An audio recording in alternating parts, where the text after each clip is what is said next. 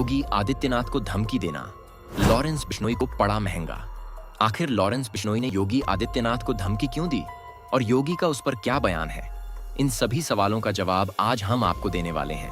भारत में अपराध और राजनीति के बीच लंबे समय से चले आ रहे टकराव का मुद्दा एक बार फिर से सुर्खियों में है।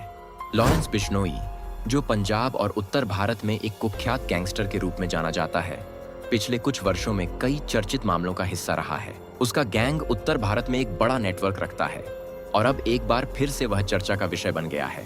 इस बार अपराध जगत का यह जाना पहचाना चेहरा उत्तर प्रदेश के मुख्यमंत्री योगी आदित्यनाथ को धमकी दे रहा है। हाल ही में बिश्नोई ने एक धमकी भरा संदेश भेजा है, जिसमें उसने योगी आदित्यनाथ को निशाना बनाते हुए चौंकाने वाले बयान दिए हैं। इस संदेश में उसने कहा है कि यदि 10 दिनों में योगी आदित्यनाथ ने इस्तीफा नहीं दिया तो उनका हाल भी बाबा सिद्दीकी जैसा होगा। इस घटना ने न केवल उत्तर प्रदेश बल्कि पूरे देश को हिलाकर रख दिया है। सुरक्षा एजेंसियां इस संदेश को गंभीरता से ले रही हैं और यह जानने की कोशिश कर रही हैं कि इस धमकी का असली मकसद क्या हो सकता है। लेकिन सवाल यह उठता है कि आखिर वह क्या कारण है जिससे बिश्नोई को इतनी हिम्मत मिली कि वह एक राज्य के मुख्यमंत्री को खुलेआम धमकी दे सके? क्या इसके पीछे कोई राजनीतिक उद्देश्य छिपा है?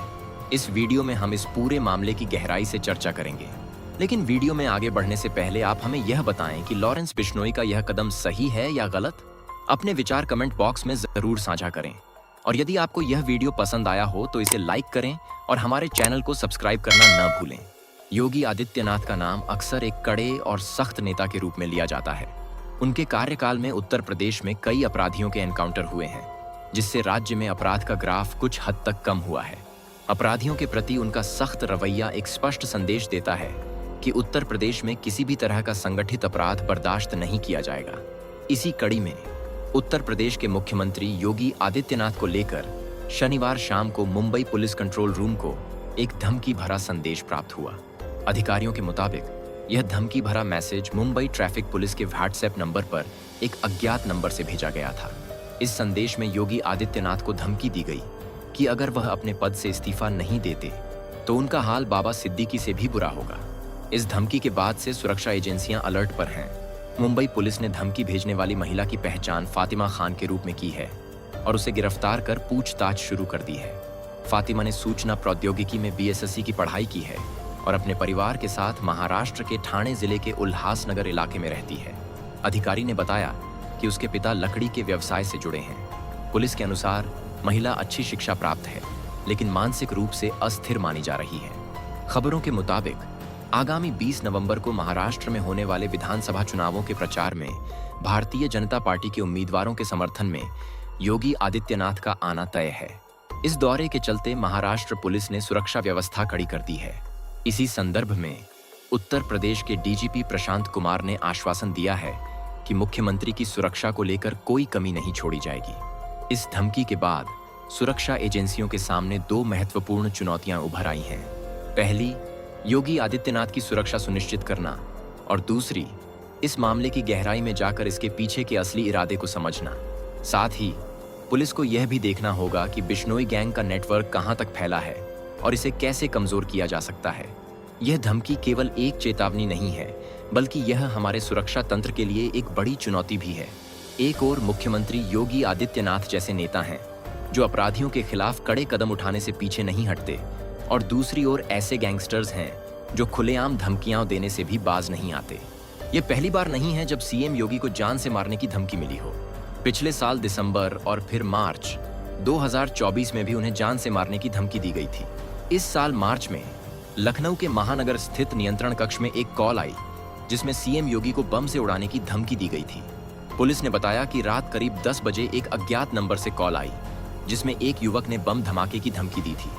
इसके अलावा दिसंबर 2023 में श्री राम मंदिर और UPSTF चीफ को भी बम से उड़ाने की धमकी दी गई थी। बताया गया था कि एक मेल के माध्यम से यह धमकी भेजी गई थी।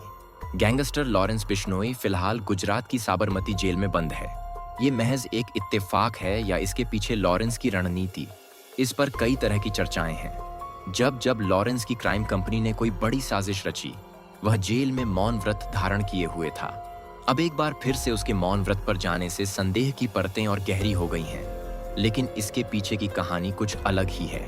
सूत्रों के अनुसार साबरमती जेल में कैद लॉरेंस बिश्नोई पिछले 12 दिनों से मौन व्रत पर है।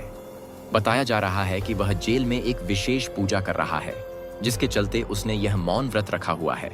लॉरेंस को एक हाई सिक्योरिटी सेल में रखा गया है, जहां उस पर सीसीटीवी के माध्यम से 24 घंटे नजर रखी जाती है।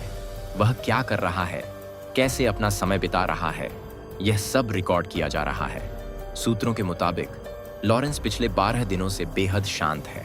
इस दौरान उसने कई धार्मिक पुस्तकों का अध्ययन भी किया है। लॉरेंस गैंग की धमकियों के बावजूद सलमान खान के समर्थन में कई लोग खड़े हैं। गुजरात की जेल में बंद कुख्यात गैंगस्टर लॉरेंस बिश्नोई के एक साथी ने पूर्णिया के सांसद पप्पू यादव को वॉइस मैसेज भेजकर जान से मारने की धमकी दी है। बताया जा रहा है कि यह गुर्गा, जिसका नाम अज्जू बिश्नोई है, हकला है। इस वॉइस मैसेज में उसने पप्पू यादव के 9 ठिकाने गिनाए और साफ तौर पर धमकी दी कि प्यार से कह रहा हूं, भाई से बात कर लो, नहीं तो अच्छा नहीं होगा। इसके साथ ही उसने एक अन्य वॉइस मैसेज में गालियां देते हुए कहा कि पप्पू यादव के पास सिर्फ 3 घंटे का समय है, इसके बाद वह उन्हें कच्चा चबा जाएगा। इस घटना के बाद नेशनल इन्वेस्टिगेशन एजेंसी NIA ने एक्शन लेते हुए लॉरेंस बिश्नोई गैंग पर शिकंजा कसने की कोशिशें तेज कर दी हैं। NIA ने लॉरेंस के भाई और कुख्यात गैंगस्टर अनमोल बिश्नोई पर 10 लाख का इनाम घोषित किया है, जो कई आपराधिक मामलों में वांछित है। कहा जाता है कि अनमोल कनाडा और अमेरिका से लॉरेंस बिश्नोई गैंग का संचालन कर रहा है। हाल ही में मुंबई में प्रमुख नेता और सलमान खान के करीबी बाबा सिद्दीकी की हत्या की साजिश में भी अनमोल बिश्नोई का नाम आया था। माना जा रहा है कि वह लगातार शूटर्स के संपर्क में था। मुंबई पुलिस ने अनमोल के खिलाफ लुकआउट सर्कुलर भी जारी कर रखा है। अब सवाल यह उठता है कि क्या लॉरेंस बिश्नोई का योगी आदित्यनाथ को धमकी देना सिर्फ एक पब्लिसिटी स्टंट है, या इसके पीछे किसी बड़ी साजिश का हिस्सा छुपा है? क्या पुलिस और कानून व्यवस्था इस मामले को सही तरीके से सुलझा पाएगी, या फिर यह एक नई चुनौती का रूप ले सकता है जो भविष्य में और गंभीर हो सकता है? इस पर आपकी क्या राय है, हमें कमेंट बॉक्स में जरूर बताएं। साथ ही इस वीडियो को लाइक करें, ज्यादा से ज्यादा लोगों तक शेयर करें और चैनल को सब्सक्राइब कर बेल आइकन दबाना न भूलें।